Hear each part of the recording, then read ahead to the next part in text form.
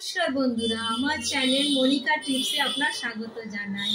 আজকে আমি আপনাকে একটি রামদেবের আয়ুর্বেদের অ্যাসিড কমানো ঔষধ বলছি এবং এটি লিভারেও দোষ কাটায় আর তার সঙ্গে এটি হচ্ছে পেটেরও রোগ কমায়।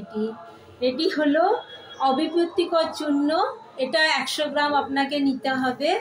এর সঙ্গে আপনাকে 10 গ্রাম এই 5 গ্রাম মুক্তাশক্তি ভস্ম আছে এবং এটি 10 গ্রাম নিতে হবে এবং এর শিলটি খুলে আপনাকে এর সঙ্গে এই দুটি মিশিয়ে একটা বাটিতে মধ্যে মিশিয়ে চামচে করে ভালো করে মিশিয়ে নিয়ে আবার এর মধ্যেই আপনাকে এটি ঢেলে রেখে দিতে হবে। আর এর সঙ্গে আপনাকে খেতে হবে এটি হচ্ছে পুনর্নবারিষ্ট।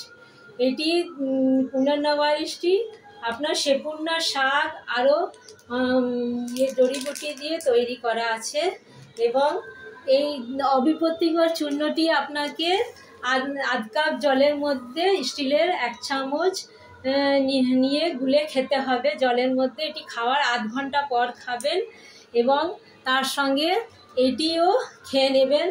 এটি হচ্ছে স্টিলের বড় চামচে 2 চামচ নেবেন এবং এটিও তার সঙ্গে খেয়ে নেবেন এবং এটি আপনি 6 মাস খেয়ে দেখতে পারেন এই দুটি, তাহলে আপনার অ্যাসিড অনেক কমে যাবে এবং বাজারে যে অ্যাসিডের ওষুধ পাওয়া যায় তার থেকে এটি অনেক ভালোই কাজ করে।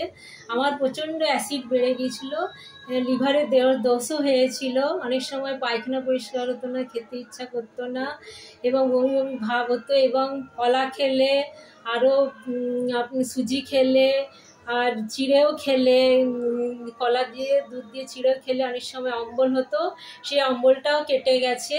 6 মাস খাওয়ার পর আমি এই ওষুধগুলি বন্ধ করে দিচ্ছি, আর খাই না, আর বাজার থেকে কোনো অ্যাসিডের ওষুধ খাই না। তার সঙ্গে আপনাকে কিছু নিয়মও পালন করতে হবে, যেমন ময়দা ছাড়তে হবে, চিনি ছাড়তে হবে এবং গুড় খেতে পারেন। পতঞ্জলি গুড়টা কোনো ভেজাল থাকে না এবং পতঞ্জলি চিনিটাও ভালো আছে, আখা সেন্ট আছে, এগুলি প্রয়োগ করতে হবে, তাহলে আপনার অনেকটাই ভালো হয়ে যাবে। তাহলে এই বলে এখানে ভিডিওটি শেষ করলাম এবং সবাই ভালো থাকবেন, সুস্থ থাকবেন।